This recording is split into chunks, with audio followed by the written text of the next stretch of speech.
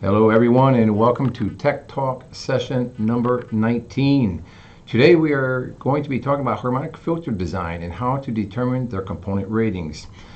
This presentation is really important to the EPCs. If you're an EPC engineer, at some point in your career, if you're an electrical engineer, you're going to be asked, well, I need to design a harmonic filter. Well, an important aspect of designing harmonic filters is to determine, well, what is the capacitor voltage rating, the kVAR rating, what is the shunt reactor ratings, how to specify them, what is the resistor rating for high-pass filter resistors and switching devices, protection and control, all the things that we've been talking about in these tech talks. But today we're going to be specifically talking about harmonic filter design, and it's actually a two-part series. I'm only going to go 1 hour, promise, today, where we will be talking about how to come up with those component ratings, the mathematics behind it, and then also the philosophy that NEPSI follows. What is the philosophy that NEPSI follows in determining those ratings? What do we go when we go to our suppliers? What do we ask for? What is the reactors that we ask for, the capacitor ratings, and really our philosophy, our design philosophy. And we really encourage you to follow our design philosophy because we've been doing this for nearly 25 years, and we have learned through that time period that it's important to pay attention to what you ask for, because not to ask for the right thing can result in premature failure. So you could be an EPC engineer that's doing an evaluation. You're evaluating bids. It's important that you understand how to evaluate bids, and knowing how to rate components will help you do that. So we're going to get on with the presentation. As usual, you can receive PDH credits for this presentation, and at the end of this presentation we will give you a code. Just send an email to us and ask for the PDH credits. Also ask questions, and we're going to be doing something different today. We're going to ask the questions during the presentation. We'll have a little pop-up to indicate that a question has to come in. So during the presentation, if you got questions, type them into the chat box and ask those questions. The other item that we're adding to our tech talk today, which is really pretty cool, is we have Rodrigo Dunner with us, and I will introduce him in a few minutes, from Santiago, Chile, who will be able to take questions in Spanish. So if you have questions and you prefer to ask the questions in Spanish, please do so in the chat box. Rodrigo will translate that question from Spanish to English so that the English viewers can view the question, and he will probably restate the question in both Spanish and in English, and I will answer that question in English, and Rodrigo will return in Spanish. He is located in Chile. We'll introduce him in just a moment. And also, don't forget what NEPSI does. NEPSI is a manufacturer of medium voltage, metal enclosed capacitor banks and harmonic filter banks. I will present to you a different project. This one, a wind farm project. It was a hybrid capacitor bank, harmonic filter bank, and shunt reactor bank. So a pretty cool project here. In this case, it could go negative 8 megavars inductive, and what you see here on the end is a 8 megavar iron core, oil insulated shunt reactor bank. We put all switching protection and control in this device. It includes RC snubbers and an SF6 breaker for switching that shunt reactor. Here you see there's a high pass resistor cage up on top. This happens to be a 12 megavar C high pass harmonic filter. And if you, as you learn and you view my presentations, you'll learn that C high pass filters are great for dampening harmonic resonance. So if you have a wind farm situation, and in this case we had 3 stages of 12 megavars of shunt capacitors also switched in this equipment, and one C high pass harmonic filter. So that C high pass harmonic filter's design was to provide reactive power, but it was also put in place to dampen the resonance associated with those other 3 shunt capacitor banks. So this is really a Starship type product that we have shipped recently. 38 kV, 170 kV BIL, 48 megavars, with 12 megavars being a harmonic filter for dampening resonance, and then 8 megavar shunt reactor bank, all switching protection control built in. That is what NEPSI does. So if you have those types of projects, make sure you come to us and request quotes. We will work with you on on those projects. We sell into all the different industries: solar, wind, petrochemical, utility, mining. No matter what the industry, we're selling into those industries, and no matter what the environment, we're selling into it. And just a quick look at where NEPSI's footprint is. We have a major footprint in North and South America, but we have also sold into other parts of the world. We have it's probably over 2,500 systems at this point over the last 24 years. So calling from Santiago, where Rodrigo is located down here in South America, he's responsible for a lot of the projects that we have done in South America. And we're going to bring him on just so he can introduce himself. Yes. Hey, Rodrigo. Good to see you. Buenas tardes. And perhaps you can say hi to the listeners, introduce yourself, talk a little bit about what you do for NEPSI, and also make sure that people know they can ask questions in Spanish. Okay. Thanks, Paul, for this opportunity. Well, very proud to work for NEPSI and to work for you. A quick introduction in Spanish. Buenas tardes a todos los hispanoparlantes que se encuentran actualmente acá en nuestra NEPSI Tech Talk. Muy brevemente, yo soy el encargado de ventas para Latinoamérica de NEPSI y me encuentro basado en Chile, en Sudamérica. También desarrollo de negocios internacionales para la compañía. Importante mencionar que NEPSI es una compañía norteamericana. Nosotros desarrollamos y fabricamos filtros de armónicos y bancos de condensadores metal enclosed. Eso es nuestro principal, digamos, foco de negocio. Y adicionalmente, como Paul indicaba en la presentación, tenemos una importante base instalada en Chile, Perú, México y otros países en Latinoamérica. Más de 55 filtros de importante envergadura en plantas de concentración y electrowinning para procesos mineros y en gran minería de cobre. Y finalmente, digamos muy brevemente, indicar que tenemos un área de servicio técnico, también bajo Patricio Guzmán en Chile, para todo lo que es servicio técnico en Chile y Perú, y también lo que es la unidad de repuestos. Así que, Paul, this is a quick introduction of what we are doing here in this region. I understood zero, but you should know I understood zero, but that is one of the roles that Rodrigo fulfills in South America for us. Is he's head of sales and marketing, not only South America, but worldwide. He handles sales and marketing, and he oftentimes helps with the Spanish translation. So I encourage and I challenge somebody to please ask Rodrigo a question today in Spanish. We would like to try this new gadget, I would call it, that we have, which is Rodrigo, located in Santiago. So we'll get on, and thank you, Rodrigo. We'll be back with you if somebody asks some questions. Thank you. All right. So, okay. So Tech Talk session, and it's number 19. Actually, Tech Talk session 9. I just want to make sure that those that are tuning in, that we did have a Tech Talk about NEPSI's filter design spreadsheet tool. It was Tech Talk session 9. Some of the slides that we showed today were included in that presentation. We have a spreadsheet tool on our website, and that spreadsheet tool is used to design C-high pass, and notch harmonic filter systems.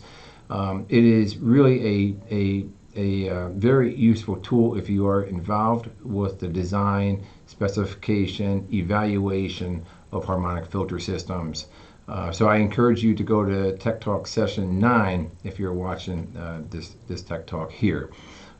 So you can get that at youtube.com/NEPSI. You can get those Tech Talks, that Tech Talk in particular. So let's talk about harmonic filters, what they do, and what they are. So the first thing, harmonic filters are installed to correct power factor. And it's really the number one reason they are installed. They are installed for a second reason, which is to reduce harmonic voltage distortion, or to become compliant with IEEE 519 or some other standard. Some of our other Tech Talks have talked about compliance, IEEE 519 compliance. In fact, the last 2 Tech Talks were significantly addressing IEEE 519 compliance and compliance with other standards. And then filters are installed to prevent harmonic resonance. Okay, so sometimes there's a desire to install reactive power, but you don't necessarily need harmonic filtering because perhaps you went out and purchased high-end active front-end drives or high-pulse drives. Harmonic levels are low. But because you need reactive power, okay, you need to install capacitor banks. Capacitor banks cause resonance. So if you are looking to have reactive power in place in the form of a capacitor bank and you have a resonance concern, then you're installing a harmonic filter to prevent resonance. And that's really a key thing to think about, is you're installing filter banks to prevent resonance. So what are they? Okay, a capacitor bank with a tuning reactor. Okay, what we are doing is we're putting a tuning inductor in front of a capacitor. Okay, there's a direct relationship between the inductance here and the capacitance there. And think about X of C, okay, which is capacitive reactance, is measured in ohms. You have X of L, okay, inductive reactance, measured in ohms. And there's a direct relationship between X of C and X of L. Okay, because inductance goes up with frequency and capacitance goes down with frequency, the capacitive reactance here, inductive reactance here, they oppose each other.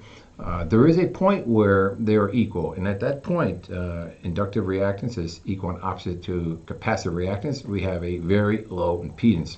Okay, so that's all it is. It's a impedance type device. So we're going to be talking about these today, how to rate the shunt reactor here and also the capacitor there. We're not going to get into fusing. We do have another tech talk that talked about fusing, and we're going to perhaps talk about switching devices next week. I may get into switching devices next week, but of course all harmonic filters contain shunt reactors, shunt capacitors, potentially high pass resistors. They contain protection, which comes in the form of fuses and relays, and they also contain control.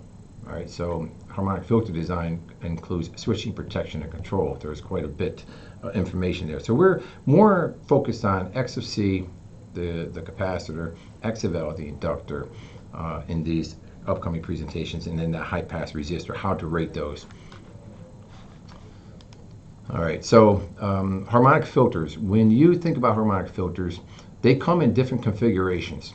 And on the left here is a metal enclosed system, and it's a metal enclosed. And in this system, all switching, protection, control, including the inductor and the capacitors, are inside that enclosure. It comes fully assembled, ready for interconnection. On the right here is a open air system. Now, when you design a harmonic filter, if you're going with open air, the component selection sometimes is different, and you have to be aware. When you specify open air, what you're really saying is, I want an open air solution which has all the components exposed like this. When you go metal enclosed, everything is inside the enclosure. But there is a key difference, and one of the key differences is that a metal closed system uses iron core reactors, not air core reactors. So inside this enclosure is iron core reactors. On the right here, you have air core reactors stacked here. All right, so that's a key difference. It means that the specification of the components is slightly different between metal enclosed and open air. We're going to be talking about that a little bit. Another example of an open air system. The first thing you can notice here is that the open air system, the filters are all supported on pedestals. Okay, and one of the advantages of metal enclosed systems is that there is no pedestal. People can stand on the side of the enclosure and do their work. They don't need to get these special lifting devices and do the work at some height. And this is really a requirement in North America for sure, is that all high voltage or medium voltage devices must be placed approximately 3 meters, 9'6" high off the ground to the live parts. It's a requirement in our code. So if you're thinking about NEPSI for the supply of your harmonic filters, NEPSI does not supply open air solutions. And there's also another type of solution not widely used in North or South America, but is an e-house solution. And on the right here, you can see we have a picture of an e-house solution. Now, e-house solutions might use a air core reactor, might use an iron core reactor, but there is a pretty big difference between the metal closed solution and the e-house solution. One of the key differences is the enclosure. In e-house solution, you're typically dealing with a single door or two-door enclosure. the components are not all accessible in the front of the enclosure like you see here. So there is, again, a significant difference between the devices, one door versus multiple doors. The other thing is, because the e-house is a walk-in type enclosure, it means that you have to follow the local building codes, and this is one of the major issues with an e-house solution, is you're dealing with local building codes, and you must have compliance there. And it becomes difficult because each and every country, even each and every state in the United States even, the building codes may vary. So it becomes a much more difficult filter system to find compliance with. You also have to have exit signs, push bars, lighting issues, so it's a much more difficult design. And then finally, if you think about it, if I wanted to remove this, say this reactor here in the back, how do you get that out if the door is in the front? Okay, and it's a difficult, much more difficult to design for. So the specification of these types of filter systems changes based upon the type of system that you're purchasing. And again, NEPSI is not a manufacturer of the e-house solution. We're only a manufacturer of metal closed capacitor banks and harmonic filter banks. So in terms of filter ratings, key filter ratings, I show a nameplate here. This is a very typical nameplate. I would say that if you're an EPC or you're a specifying engineer, pay attention to what's on the nameplate. If you're working with a supplier, ask for a copy of the nameplate. I suggest that you always have this level of detail in the nameplate, that it has the one-line diagram of the type of filter system. It includes the key ratings of a harmonic filter, which would include the kVAR of the stage, or the output kVAR of the stage.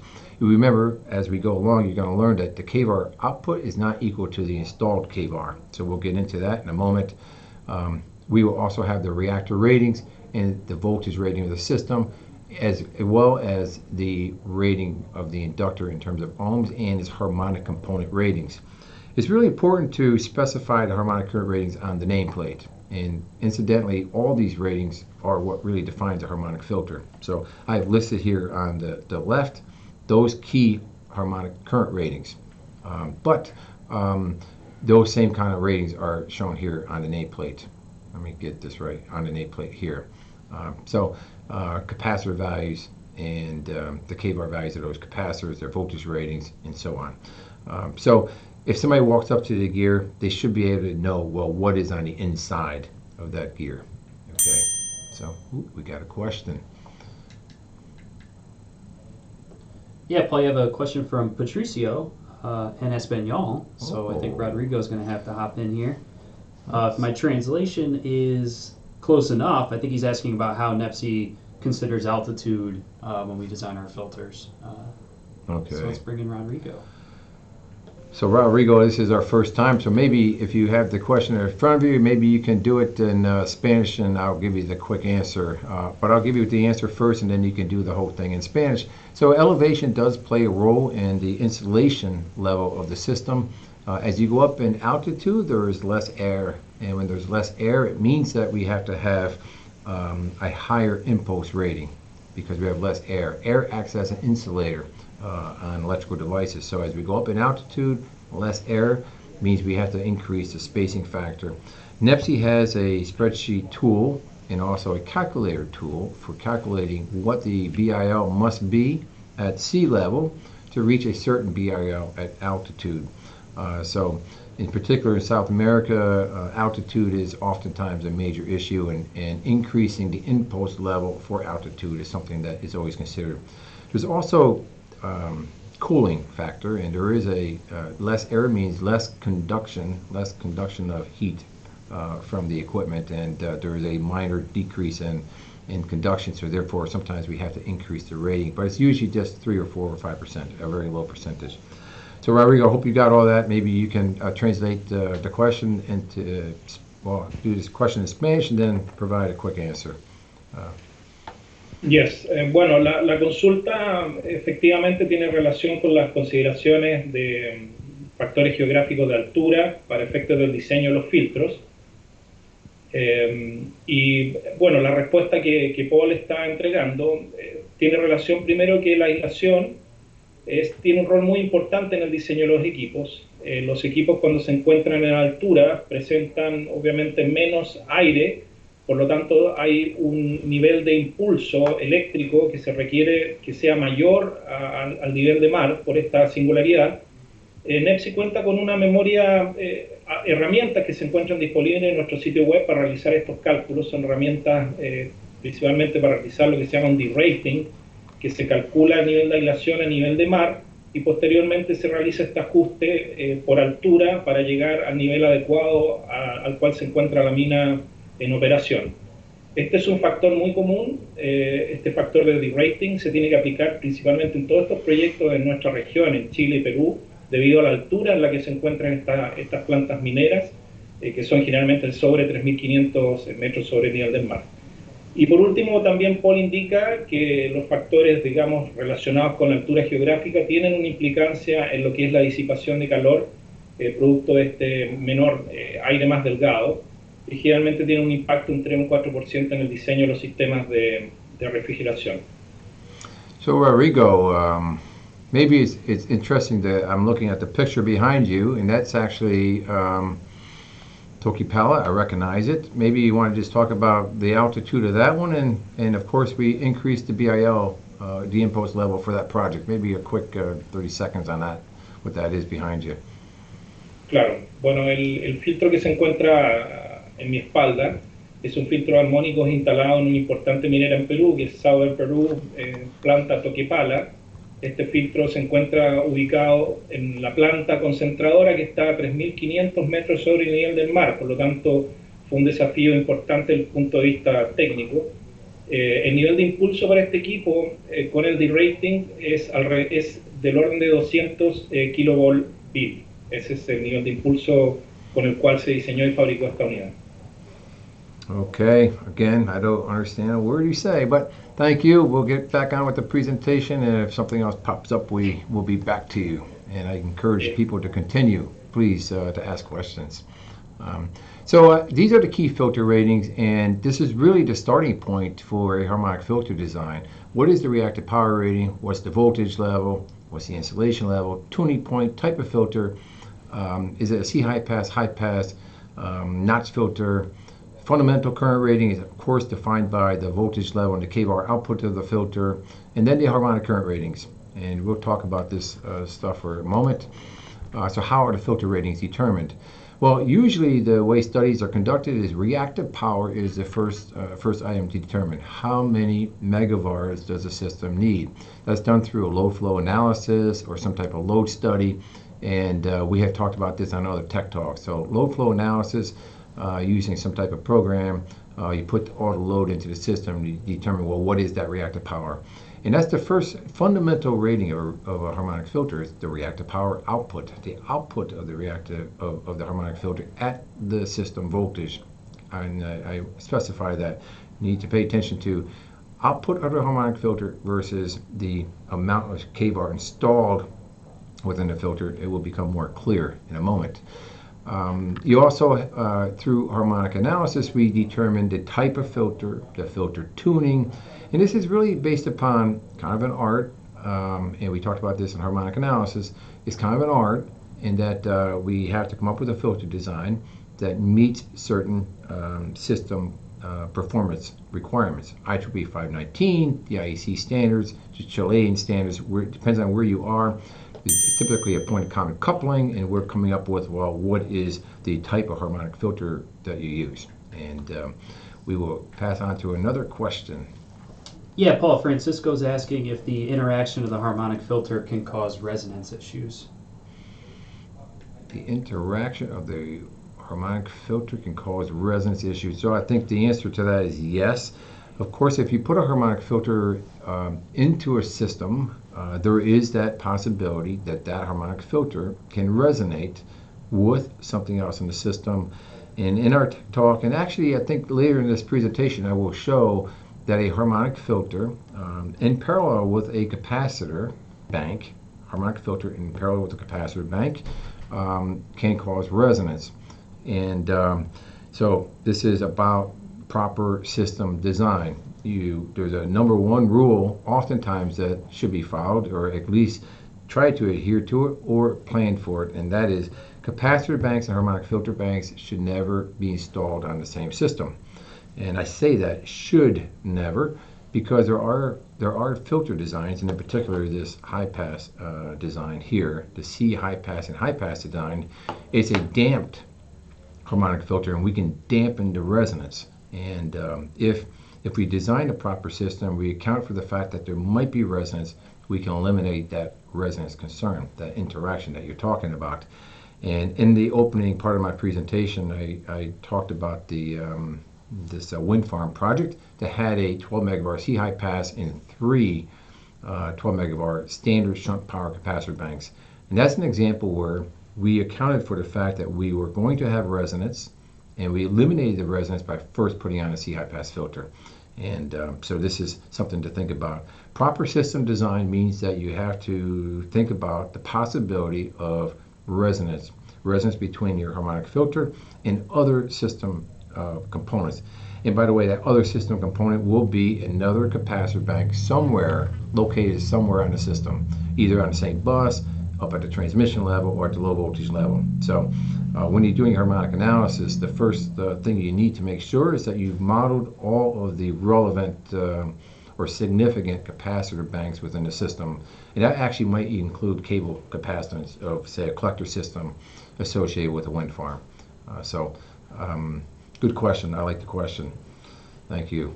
And keep asking the questions. I like questions, and I think it's better for all the other viewers to see questions and have them answered, because the question of one might be the question of the others. How are harmonic filter component ratings determined? And in particular, it's the capacitors, the reactors, and the resistors as the key components. And one of those is you can use a harmonic analysis program to do that. But typically the harmonic analysis program falls short. It falls short of where you need to be. And we use, typically we use a spreadsheet tool. And this was the topic of Tech Talk session 9, was how to use that spreadsheet tool. The spreadsheet tool helps you choose the capacitor, the reactor, and the resistor ratings. So you do a harmonic analysis, you determine the harmonic current flow into the filter, and then you come up with component ratings. So it's kind of a sequential type of event or analysis, trial and error. Typically you don't pick a filter and have the answer come out right away. It's trial and error, gets you there. But the spreadsheet tool becomes a vital tool in that process. And I would encourage you to go to Tech Talk session 9 after these two presentations to gain an understanding of how that spreadsheet tool works and how we use that with the harmonic analysis software. So basic concept, just to review, in this case we have a system. We have a very simple system, a source equivalent, a service transformer, a harmonic filter down here low, and maybe some bus loads. The equivalent circuit to that is shown here on the left. And here we can see that we have our harmonic producing devices here. They are modeled as harmonic current injection as an ideal current source. We have our harmonic filter system here, and we have 2 pi FL, JE 2 pi FL. So remember, that will be equal to X of L. So that's the inductance of the reactor. And then we have minus J over 2 pi FC, and that is the capacitive reactance of the capacitor bank. So basically, the harmonic current that flows into this filter, okay, is related to the ratio of the impedance here and here. It's a current divider. And harmonic analysis programs calculate, well, what is that harmonic current flow? Last 2 Tech Talks, we talked about how to do that by hand. Typically, it's not done that way. It's a little bit time consuming to do that. So you use a program to do that. But essentially, the amount of harmonic current that flows down into that filter branch is related to an impedance divider, each and every frequency in the system. And down here we show by the red curve the impedance profile of a notch harmonic filter tuned next to the 4.7th harmonic. And the blue line here, the dashed line, represents the impedance of the source. In this case, it's the source transformer there and the source impedance there. So that's just a straight line. Very simple system. So the amount of current that flows in at the 5th harmonic is a ratio of those impedances, and then also at the 7th and the 11th and so on. So it's an impedance divider. An impedance divider or current divider, I would say, is the better way of doing it. Remember, we are dealing with complex numbers, and that's what this J here is. It's J and minus J. You have to abide by the fact that these are complex impedances. If there's an R associated with it, we're dealing with a complex impedance. So if I'm doing it by hand, I use a calculator. I like this HP 42 because it can do complex arithmetic. So once you get to my age, it's difficult to remember how to do it by hand. So I use a calculator to do that. So on to the next slide. As we look into this circuit here, we get this magenta curve, and that's really the equivalent impedance of the system.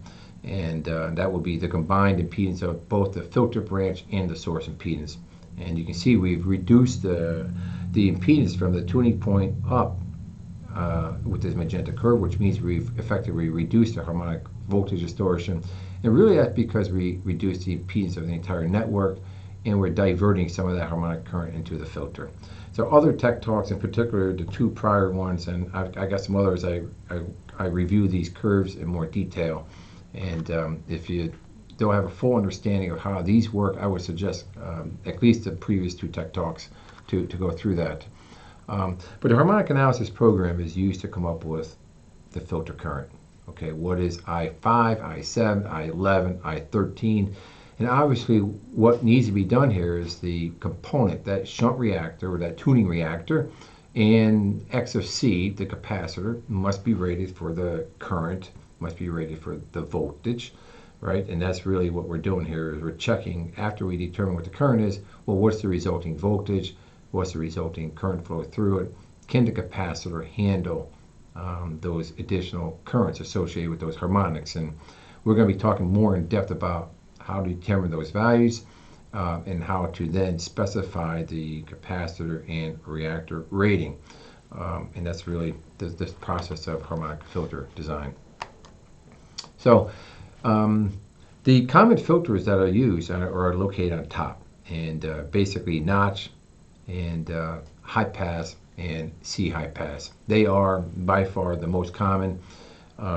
I took these figures from Dig Silent, the software package from Power Factory, and they have also listed a whole bunch of different, much more uncommon harmonic filters here. These will not be discussed in this presentation, but do be aware that there are other harmonic filter systems out there, or harmonic filter types that are used. These are more complex to build, more costly to build, and therefore most often they are not used. I think if I look at this, we have built in the past, we have built this one here. So from time to time, NEPSI will get a specification that will include maybe one of these other types of filters, but very seldom do we see these other types of filters, these uncommon filter types. But do realize they do exist, and there's quite a few different ones. So from a filter, medium voltage filter standpoint, and remember NEPSI only builds medium voltage filters, so my perspective is always medium voltage when I'm talking, not transmission level, not low voltage, so 2.4 kV through 38 kV. By and far, notch filters are the least expensive. It is the simplest because it consists of just a capacitor and a reactor. We're going to talk about the design concepts there. And the next filter, slightly more expensive, is a high-pass filter, which consists of a resistor across the reactor and then a capacitor. And then, of course, we have C-high-pass. For C-high-pass filters, we very seldom will see a C-high-pass filter tuned to a frequency greater than 5th harmonic. And it's really because of this capacitor here. We call that the aux capacitor. The rating of that becomes difficult. So we will be talking about these three types of filters only, no other type of filter. And I would say that general industrial facilities will most oftentimes just use a standard notch filter because of the simplicity, because of the lowest cost option. It's by far the most often used type of harmonic filter. High pass filters have higher losses.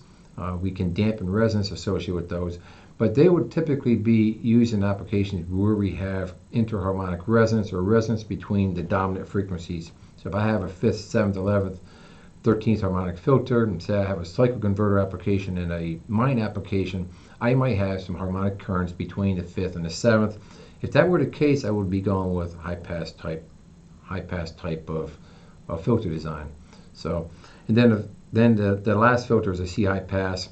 We're using that type of filter where we need to do a higher level of dampening, where we need to increase or decrease the value of R there, or increase the, well, decrease the dampening factor too, I'm sorry. So decrease the dampening factor or decreasing the value of R, same thing. It means that we're increasing our losses within the harmonic filter, and oftentimes our desire is to go from a high pass to a C high pass type filter.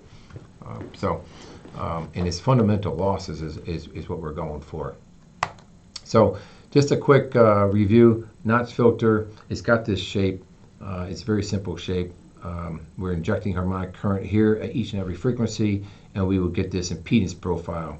So we have impedance on the left axis here, that y-axis, and on the x-axis, this horizontal axis, we have the harmonic number. Sometimes that might be frequency, by the way. It might be in hertz, or it might be harmonic number. In this case, we have close to a 4.9th tuned harmonic filter, so low impedance at that frequency, and this is the shape of it. Obviously, as we step away from the tuning point, we move away from it. Higher frequency harmonic currents will still flow into this harmonic filter, but at a lesser and lesser value, because the impedance is going up as you step away from the tuning point. So it's got some advantages in that it does a really good job tuning at its tuned frequency, but as you step away, it drops off. Onto this other type of filter, we have this high pass filter, and what I show here is the characteristics of this harmonic filter, and it really varies. It varies based upon the value of R here. As I decrease R, I become more and more flat. I flatten that curve. So I can impact higher frequency harmonics with a high pass filter by putting a resistor across the reactor. That's it. I put a resistor across the reactor, and I can flatten out the curve. The thing that's good to notice is that at the tune frequency, I lose my, I increase in inductance. As I decrease R, I increase the impedance of my filter at its tuning point.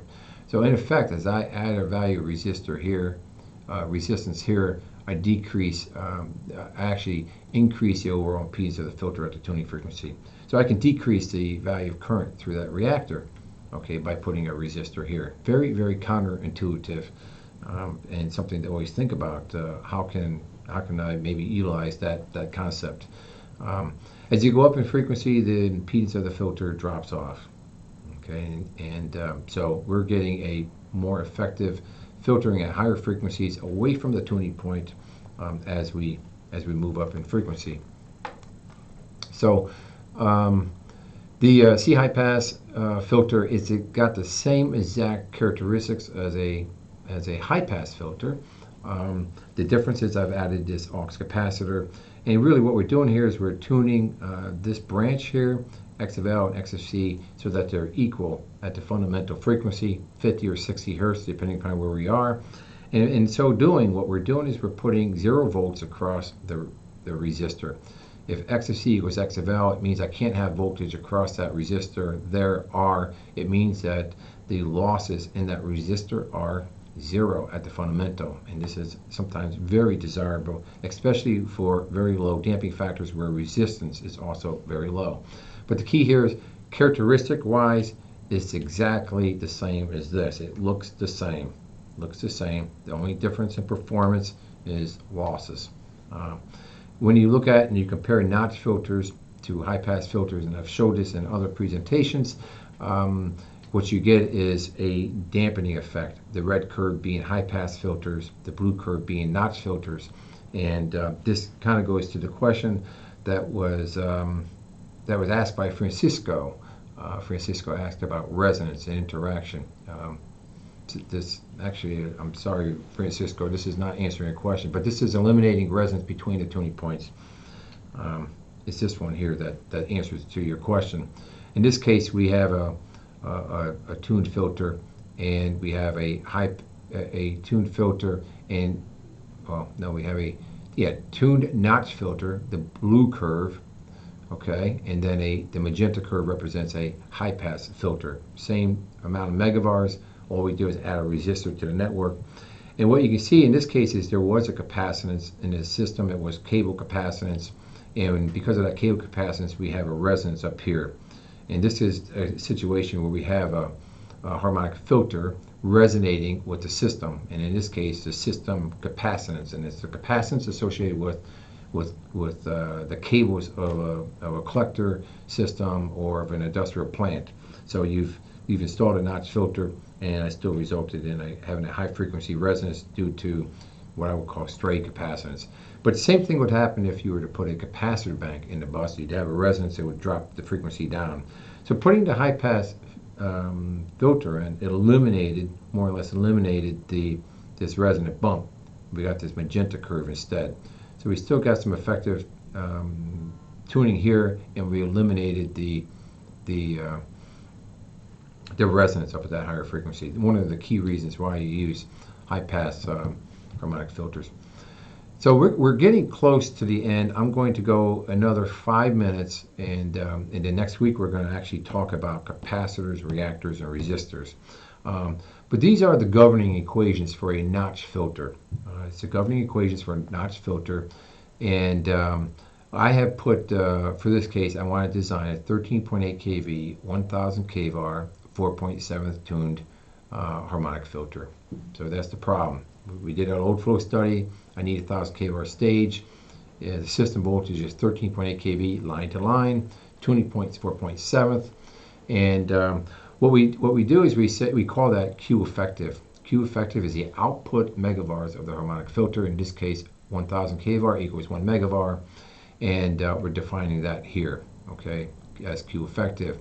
We know the system voltage, kV line to line, is 13.8 kV. We come up with a value of what's called X effective. Well, what value of X effective would it be? What combination of X of C plus X of L at the fundamental frequency would yield 1 megavar at that tuning frequency? So we just take the voltage squared divided by the megavar. So voltage squared line to line divided by the megavar, which is 13.8 squared divided by 1 megavar, and I get 190.4 ohms. So what's 190.4 ohms? That's actually the combination of X of L and X of C at the fundamental frequency. In this case, we're using 60 hertz as our fundamental frequency. So X effective is that value. And because of that, it's going to put out that megavars. Now, because we have X effective, we still have not picked the capacitor. We have not picked, well, what 2 bushing capacitor you need, what kVAR do you need, nothing. We just have defined that the total impedance of the system at that frequency is in this case 190.4 ohms. So we got a question? Yeah, Paul Francisco wants to know when a resistor should be included in a filter bank stage. Okay. We've gotten into some of this in other projects, in other tech talks, in particular last week and the week before. I've also stated that you use a resistor when you have a concern for resonance. Okay, so I have capacitors in parallel with a filter, a notch filter. I put a resistor in there to dampen that resonance. Number one reason. Number two reason is I might have 2 harmonic filters that are tuned at different frequencies, and I might have a non-characteristic harmonic, something pretty common with a cycle converter application, arc furnace application. In those situations, I have interharmonics. I can't have that resonance, and I'll scroll back to it. I can't have this resonance here. I need to get rid of that resonance because I might have a harmonic at this frequency and that frequency. So I use a resistor in the design to eliminate this resonance. Because if I had resonance at those frequencies and I have a harmonic current injection here, I would have a very high voltage distortion. The performance would be unacceptable. So this comes down to harmonic analysis, filter design from a performance standpoint, and it's really understanding what you're trying to accomplish and understanding the harmonics that are in the system And do I need to worry about these resonances, systems like this? So I'd suggest Tech Talk 17, 18 for sure, maybe Tech Talk 1. There's quite a few different Tech Talks where I address this issue, and this is one of the issues here. So let's go back, and thank you again, Francisco, for asking. Okay, so we calculate X effective here. We got 190.4 ohms. And remember, when you have a harmonic filter, there's a relationship, X of C and X of L at the tuning point. So if we know the tuning point, we can separate X of C and X of L from each other.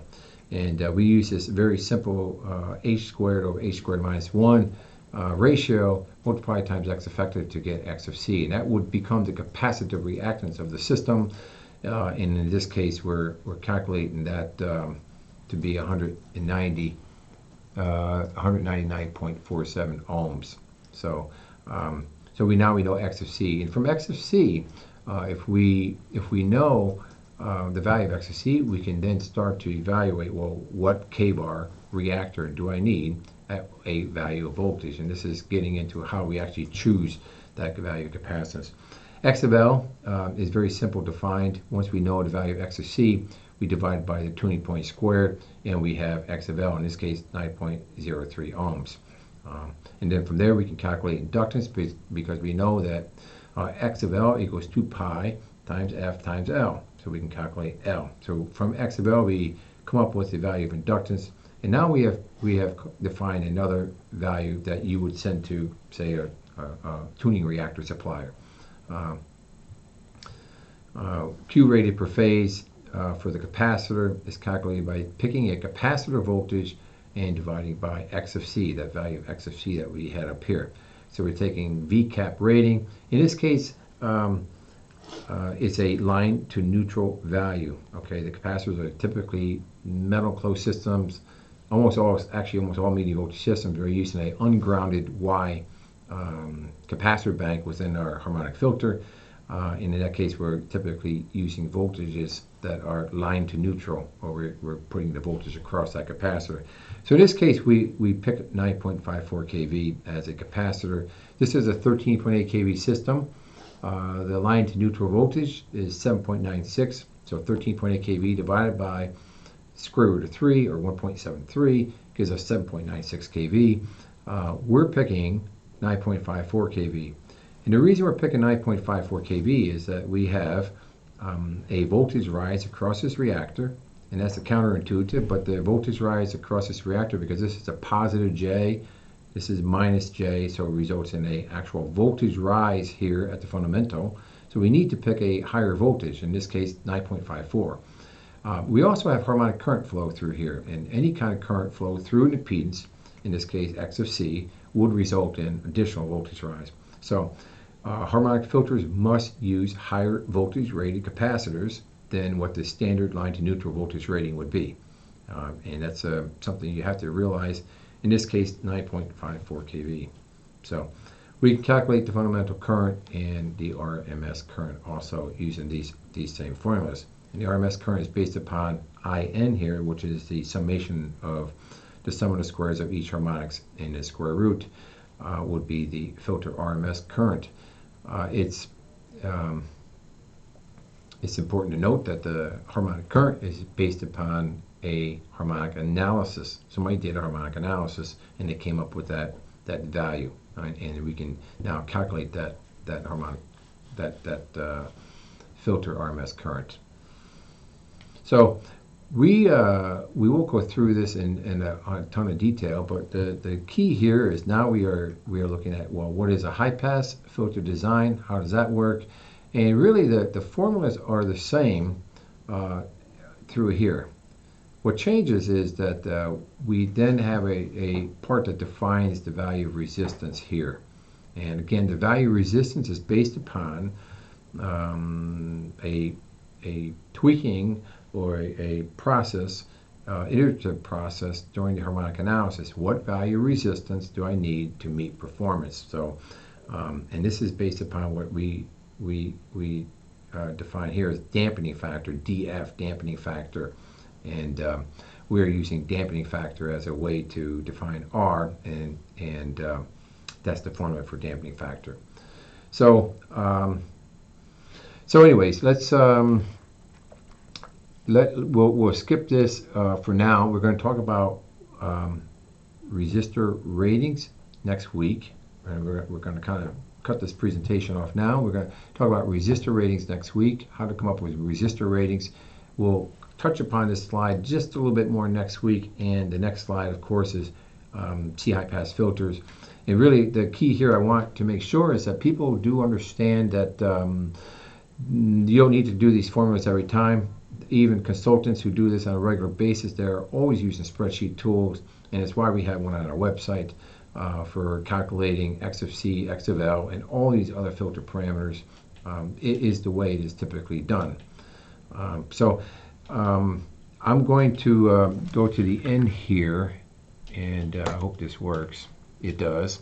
The PDH contact hours for today, just give us a code 888, and we'll give you a PDH certificate for today's presentation. Next week, we're going to really deep dive into picking the capacitor, where to buy the capacitor, the kVAR rating of the capacitors, how to specify the capacitors, our design philosophy. What design philosophy does NEPSI employ? What kind of design margins do we have? And we're going to do that for the capacitors, the reactors, and the resistors for each of the filter types. And that's really the next week's presentation. If we have time, we will get into filter switching. Maybe perhaps we'll turn this into a part 3 series where we talk about filter switching. We did have a presentation on protection and control, that other tech talks where we talked about protection of harmonic filters, another concept, another design issue. So thank you for attending. We will pop over to a question screen just for a moment. If somebody has any last questions, ask another one in Spanish if you like. We'd like to get one more. Otherwise, if not, we will see you next week.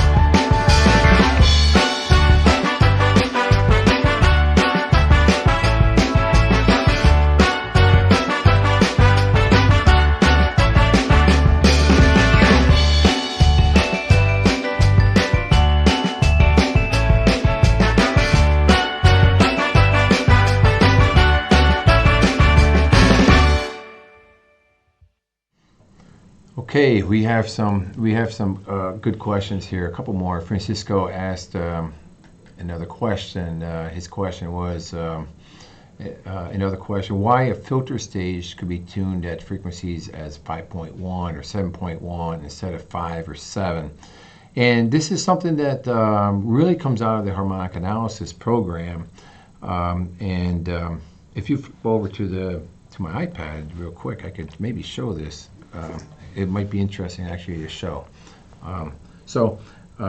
Good question, Francisco, and we'll see if it makes sense to you. So if you have a harmonic filter, you have the ohms here, remember, and you have harmonic number here, and that goes up with frequency. So if I had a fifth and then a seventh filter, say a fifth filter, and typically the impedance profile, looking in from where the harmonic source is, you get this what I call anti-resonant point, and it comes down, and I'm going to tune it to the fifth, and then it goes up like this.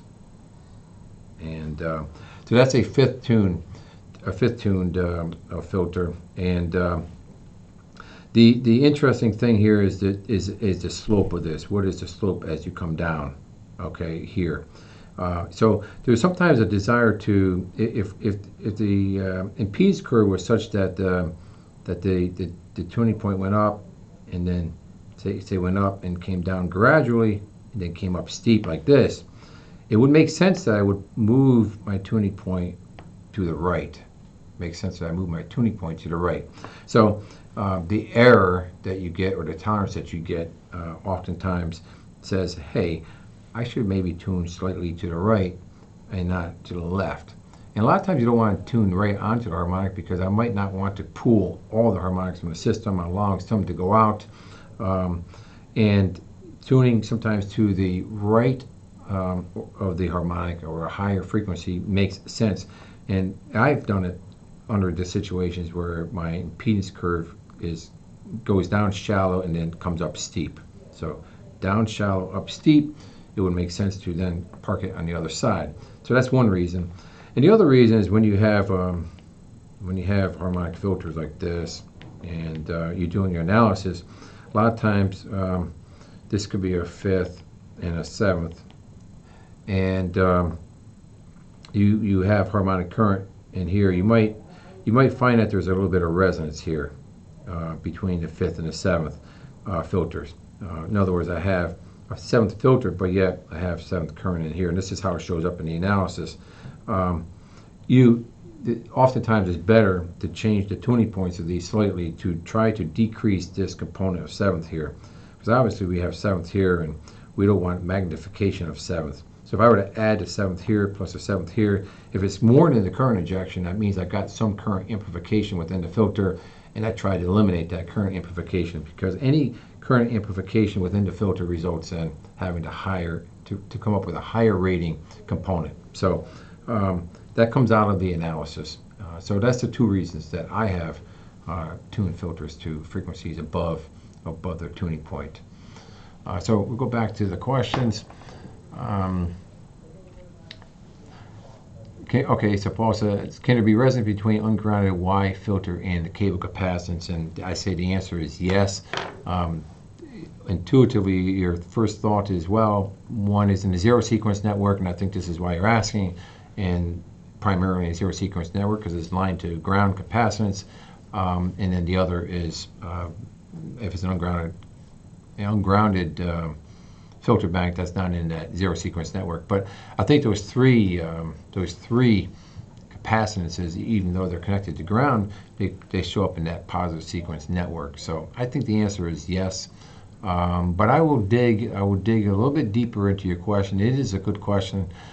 It does show up in our harmonic analysis program that we use, that resonance when I have an ungrounded bank and I'm using cable capacitance. So that does show up. But the programmers of that program may have taken some liberties in the analysis and what they're assuming. So I need to dig into that a little bit. I should come back with a question or an answer next week in that regard. So I think Matt, and then we are done, right, Matt? Mm-hmm. All right. So next week we will dig deeper into filter component selection and rating. And I thank you guys again for attending. I thank everyone for the questions too. I think the participation is great.